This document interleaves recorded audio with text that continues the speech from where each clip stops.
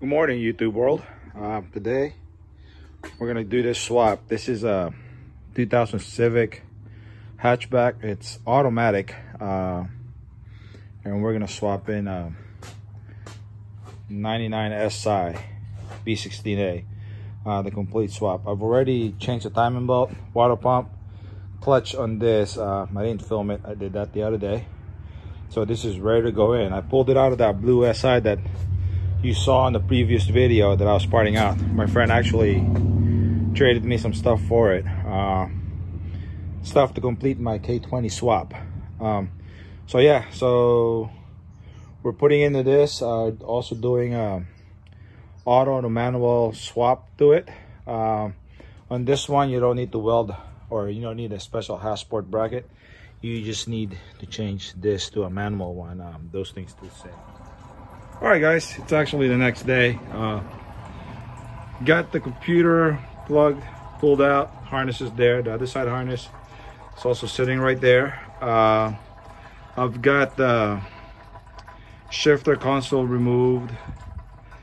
Battery trays got to come out for that. Draining the coolant right now, drain the oil, transmission fluid. I'll be working on this next. You got to take off the power steering pump.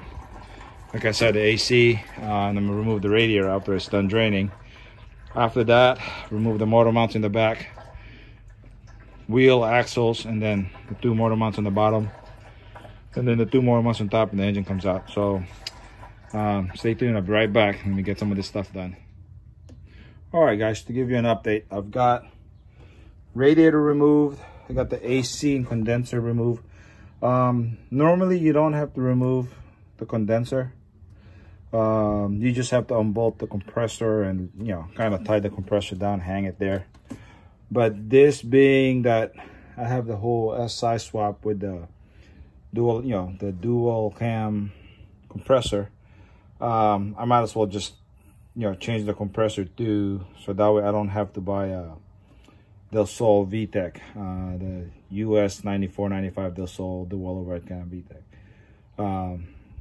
Those are hard to find nowadays, and if you get the CRV one for this, being it's a B16A, you have to shave the power steering bracket and AC compressor bracket a little bit because it will interfere.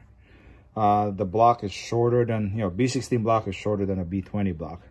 So rather than go through all that, before I started all this, I had the AC evacuated. Yeah, you gotta have someone evacuate. Don't just let it out in the air. So yeah, I had that evacuated. I'm just gonna replace the compressor, do a dual overhead, mount it to the condenser, and then go back and have the AC recharge. For me, it's a lot easier that way. So that being said, I have half the bolts removed to get to the compressor anyway, you know, remove the compressor, I might as well just remove the condenser to give me a whole lot of room. It was an extra 2 minutes, or not even, you know, give me a whole lot of this room, so that when pull the engine out, I can just come out and then come back up. Same thing when putting the new engine in, just go down here and then go in. So, but yeah, pretty much everything here is removed. I just got the back T bracket, the two mounts on each side. I still have the exhaust hooked up, so let me go ahead and do that, and then I'll be right back. And I apologize ahead of time for not having the tripod. I think I'm just gonna go ahead and buy another one. My son's been using it, and you know, I didn't want to mess with the way he had it rigged up. So yeah, so hopefully by the time I'm putting the engine back in, I have a tripod so you can see all this a lot better. All right, good morning, YouTube. So here we are. We're gonna go ahead and put the clutch line, so the clutch master all the way to the slave, and we're gonna add the clutch pedal, which is this.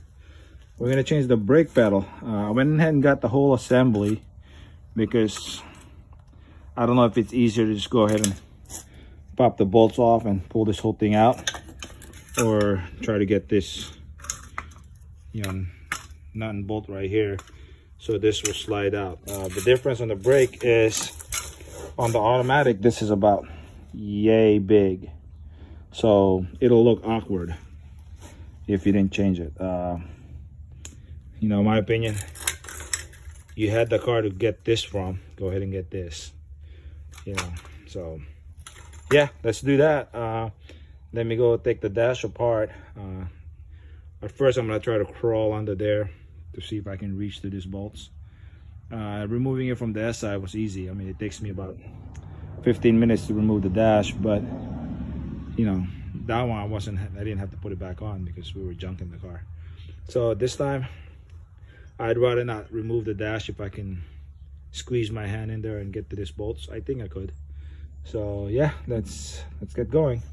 All right, so first thing you do is pop the rubbers right here. It's this one and this one. It's basically covering that. So you pop that off. All right, once you got that rubber piece popped off, go ahead and put this in. Put the masher through the hole like that. Don't bolt it up yet because the bracket's gonna go over it inside and then, you know, bolt up to it. This, you can go ahead and bolt up. This metal line goes on this bracket. It was easier for me to remove the bracket and, you know, this is from the SI. It's the same bracket, but it was easier for me to just remove one 10mm bolt right there, and this pops out instead of trying to pop this off the bracket. And then the line just goes here, the bracket bolts there. Now this, just leave it on the dash right now for now, or not the dash, the cowl. Once you get the engine in, you know, we'll lay it over and bolt it, well, you know, bolt it to the engine. Now let's go inside the car and put the pedals in. All right, I think the camera on the GoPro died, so I don't know if you saw it going in, you know, because I had it mounted on the cherry picker. But anyways, engine's in, it's bolted up. I just got to do the front lower AC compressor. I got it, the wire going in. I'm gonna do something different. I'm gonna try this. So I'm using the SI wiring harness, and then from inside I'm gonna wire up the secondary O2 reverse light switch. Normally I take whatever engine harness that comes with the car and modify it to the engine, but I'm gonna try it this way. See if it works. I know this broke off, but I already got a new one, so I'm gonna replace that too. The chain accidentally hit it. Then in that, as you can see, the clutch line is it's in. I just gotta bolt the slave cylinder, and then go ahead and after this I'll probably go ahead and do the inside, do the pedals, shift linkage before I get too far ahead. But right now it's lunchtime, so yeah. All right, I know it's kind of hard to see because it's dark. It's getting dark now, but this is the difference between the manual brake pedal and the auto. See how much bigger this is? And if you look,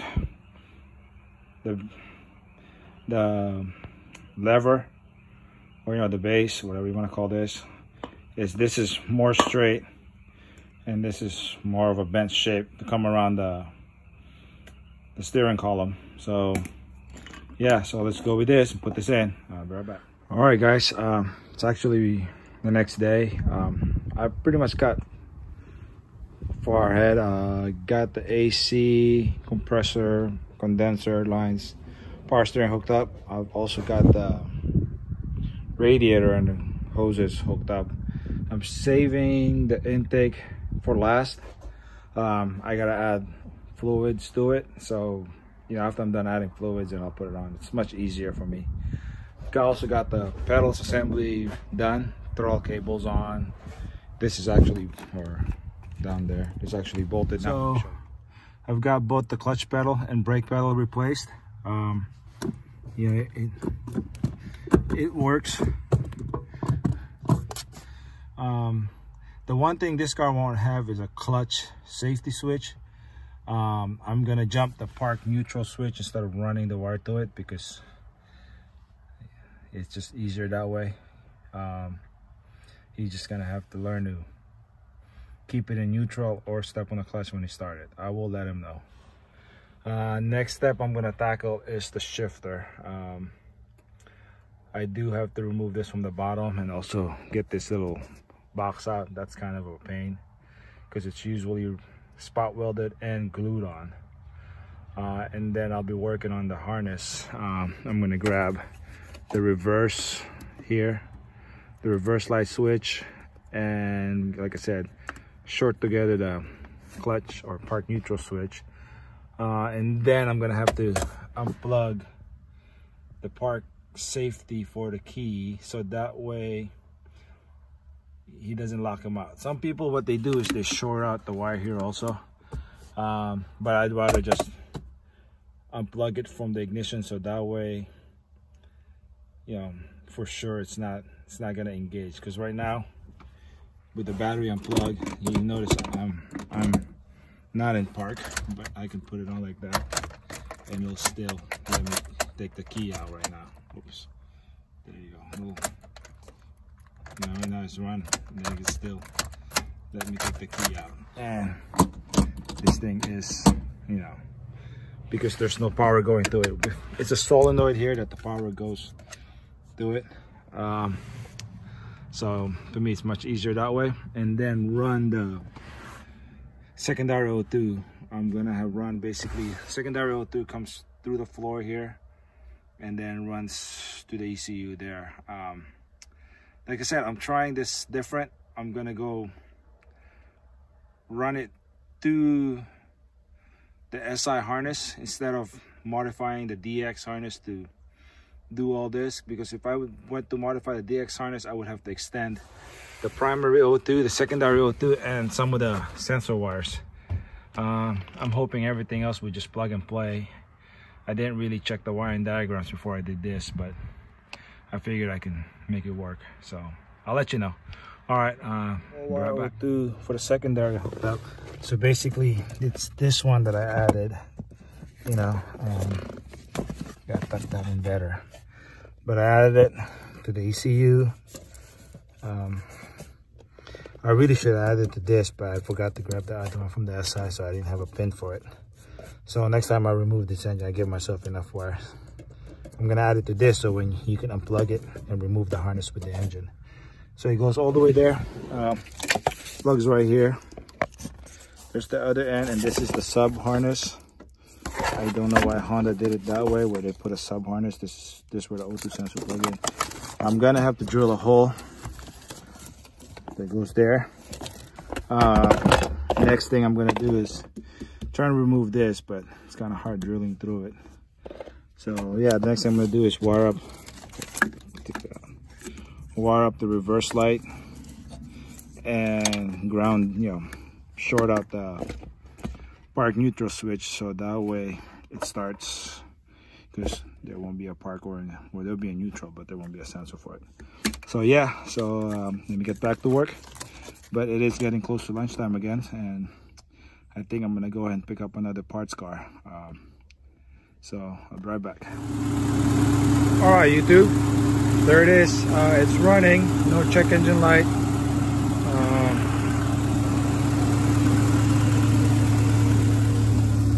Show you inside the car. As you can see, the AC is blowing cold.